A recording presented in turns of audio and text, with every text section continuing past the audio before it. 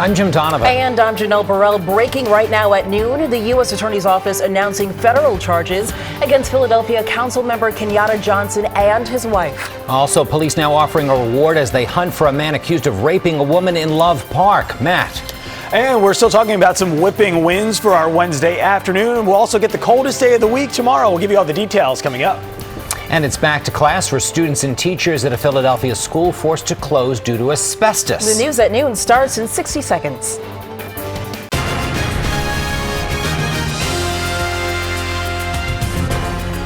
We are following two breaking stories this noon. Glen Mills Schools in Delaware County is slapped with 5 new lawsuits. Former students accuse staff members of sexual or physical abuse. But first, Philadelphia City Council member Kenyatta Johnson and his wife indicted on federal corruption charges.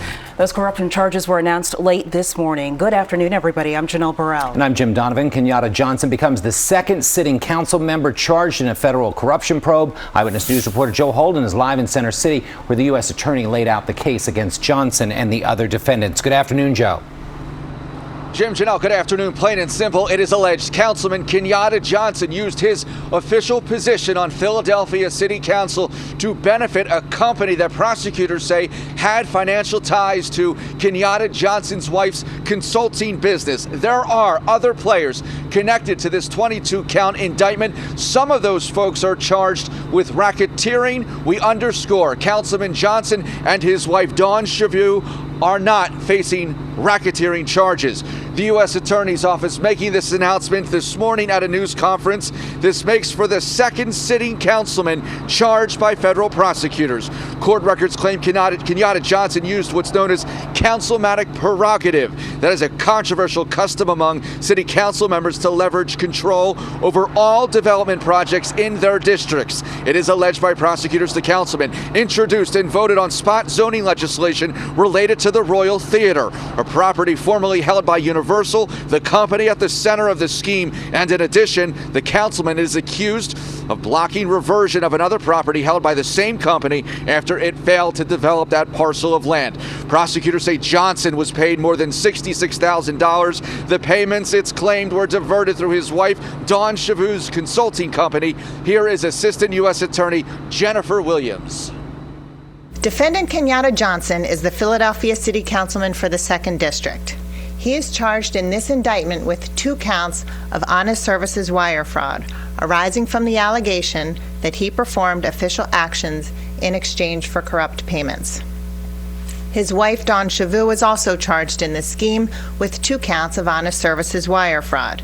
She operates Chavu Consulting, and she is charged with having entered into a sham consulting agreement in order to receive the corrupt payments for her husband, the city councilman.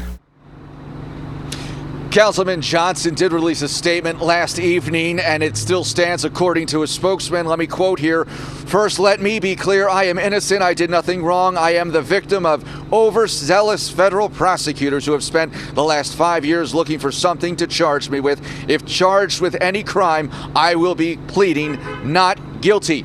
Johnson and his wife, Dawn Chavu, expected to make their first appearance here at the federal courthouse on Friday afternoon for arraignment. Now, if convicted as charged, both Johnson and his wife could face a number of 40 years in prison.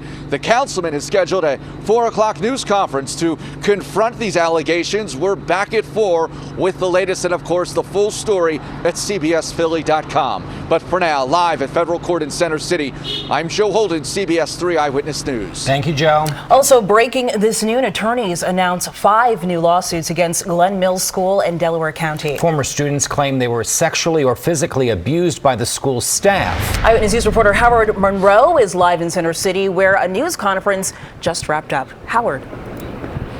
Yeah, the former students, they claim that they were raped, sexually assaulted, and then beaten. They also say they were retaliated against for reporting that alleged abuse. Now, the former students and their lawyers claim school officials covered up the abuse so they didn't lose funding. The allegations include being penetrated without consent, being touched by medical staff, and being watched while in the shower.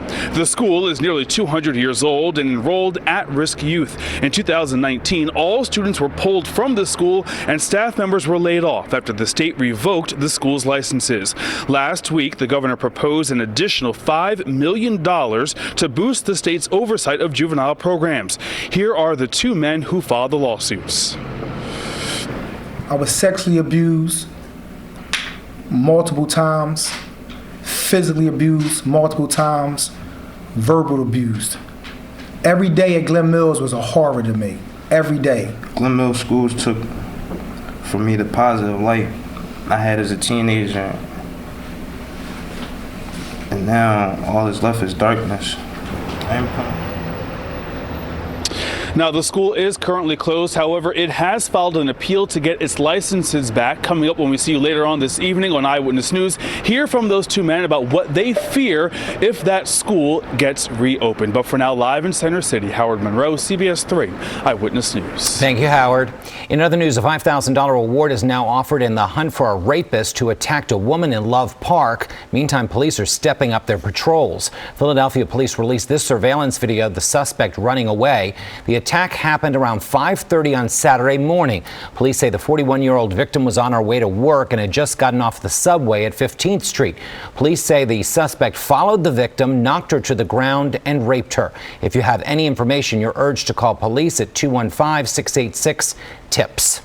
Philadelphia police are also searching for a gunman after a man was shot overnight in Germantown. This happened around 12:30 this morning on East Chelton and Chew Avenues. Police say the 21-year-old victim had just walked out of a corner store when a gunman opened fire, striking the victim 3 times. Investigators are trying to determine a motive. The victim is in stable condition. Students are back in class at McClure Elementary School. Well, the doors to the Hunting Park School reopened today after a second round of asbestos cleanup. Eyewitness News reporter Jan Carabeo has that story. For the second time this month, McClure Elementary School in Hunting Park reopens to students after the discovery and cleanup of asbestos. The children are excited, the staff is excited. Welcome back, McClure. I did what I can to try to keep the education going on home. We still did Lexia and iReady. And while teachers and parents like to see their children learning in school again, many still have lingering concerns. Despite classes resuming today, some parents still aren't convinced the building is safe enough to allow their children to return. Obviously, the trust is not fully there. This is awful. The school is not ready. Veronica Bing Perry did not allow her son to return to his kindergarten class today. His room was actually one of the rooms that was affected. But we're in the city. They look at our community. They really don't care. The Philadelphia School District met with parents Tuesday to answer questions. Officials say a basement classroom and the attic remain sealed and off limits. Asbestos abatement, they say, will continue in those areas after school hours and then completed this summer. No work will be done while the students or staff are in school. But that's a plan many parents find unacceptable. These children be relocated until it is totally removed. It's not healthy for all kids in school. Still, the district says the building does not pose an imminent hazard to the health and well-being of students and staff and is ready to be reopened. And until cleanup is fully complete, testing in coordination with the Philadelphia Teachers Union will continue. In Hunting Park, Jan Carabeo, CBS 3 Eyewitness News. Cleanup is underway today at the Jersey Shore after thousands were in Wildwood to see President Trump. Chopper 3 over the Wildwood Convention Center this morning, where crews were busy cleaning up mounds of trash and debris left after yesterday's rally. And more than 7,000 people packed Wildwood's Convention Center for President Trump's first rally in South Jersey. The president also showed support for Republican Congressman Jeff Van Drew. The ex-Democrat defected to the GOP last month. He has had enough of their extremism, enough of their socialism, and enough of their vile hoaxes and scams. Thousands of people who couldn't get inside of the convention center watched the president outside on the big screen. Many supporters braved the cold to be part of the event. For more on the presidential visit, you can head over to our website, cbsphilly.com. Meanwhile, the next phase in President Trump's impeachment trial is set to begin today. Starting this afternoon, senators will have 2 days to submit questions to either House managers or the White House defense team. The Senate will then hold a crucial vote on whether any new witnesses or evidence will be admitted. Democrats are particularly particularly interested in hearing from former National Security Advisor John Bolton. After the defense ended its presentation yesterday, Majority Leader Mitch McConnell privately told his caucus they don't have the votes to block new witnesses. And of course, stay with Eyewitness News for continuing coverage on the impeachment trial. We'll bring you the very latest on the air and online at CBSPhilly.com.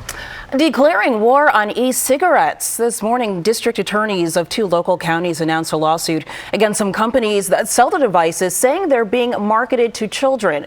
Eyewitness News reporter Alicia Reed was at this morning's news conference.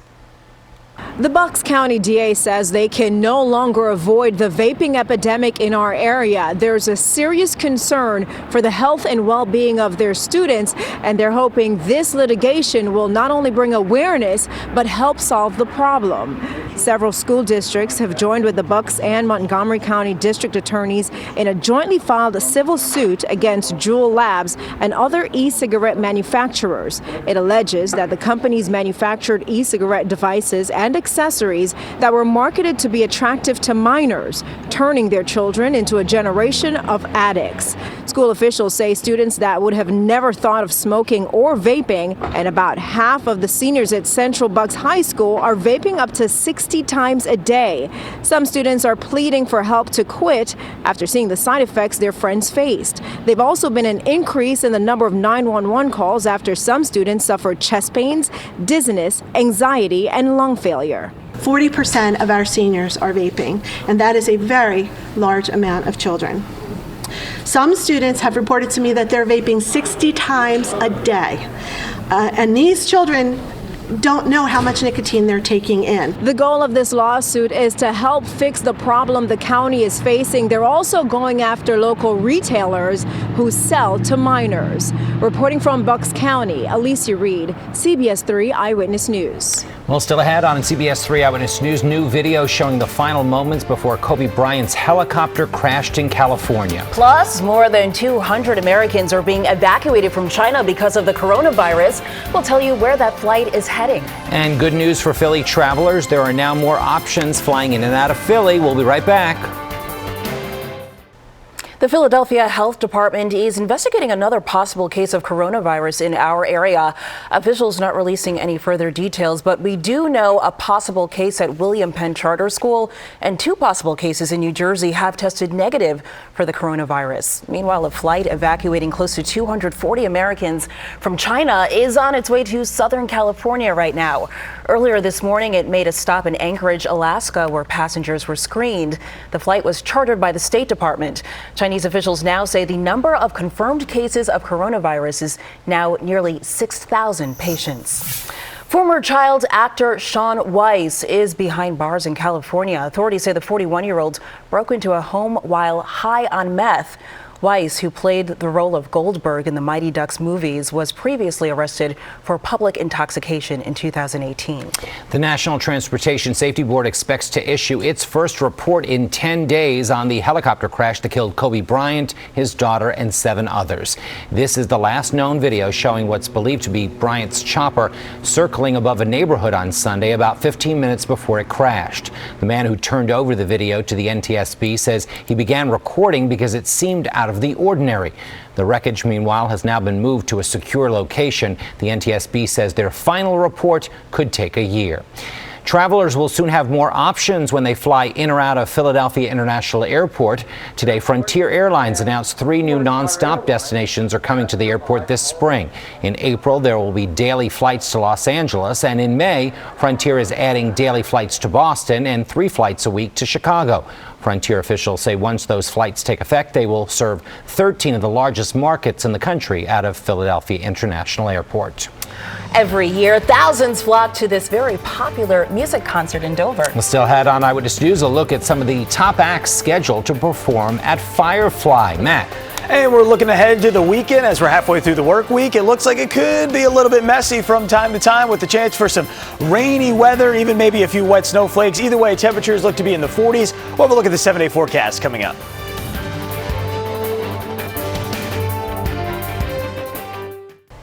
finally, Yes, some sun. You're Matt welcome. delivers. Yes, thank you. I know. It's been a while since we've seen that big yellow ball in the sky, but we're getting it today. Nice sunshine for us finally in the middle of the week. And as you take a look outside, you'll see a wonderful scene down at the shore. This is Kate May on our Neighborhood Network. Thank you. All right, meanwhile, Kobe Bryant's merchandise no longer being sold in Nike's online store. According to multiple reports, the company sold out of his products online. When you search Kobe's name on the Nike site, a page now appears offering its condolences to the Bryant family. We'll be right back. Oh, fresh off her big win at the Grammys, Billie Eilish is heading to Delaware later this year. Yeah, she is. She's going to be at the Firefly Music Festival. They've announced Eilish is one of the headliners for the 3-day concert in Dover. It runs from June 18th to the 21st at the Woodlands. So some of the other headliners include Rage Against the Machine, Halsey, Khalid, Blink-182, and Maggie Rogers. You can see the full lineup on our website, cbsphilly.com. Tickets go on sale on Friday morning. Meanwhile, Justin Bieber will be performing at Lincoln Financial Field this summer. The Biebs will hit the stage at the Link on August 1st as part of his Changes tour. Tickets go on sale February 14th, the same day he'll be dropping his new album. Lots of concerts to go to. Yes, and that is Eyewitness News for all of us today at noon. I'm Jim Donovan. And I'm Janelle Burrell. For Matt and all of us, thanks for watching. Eyewitness News continues tonight at 4, and we're always online at cbsphilly.com. The Young and the Restless is coming up next. Have a great afternoon. See you tomorrow.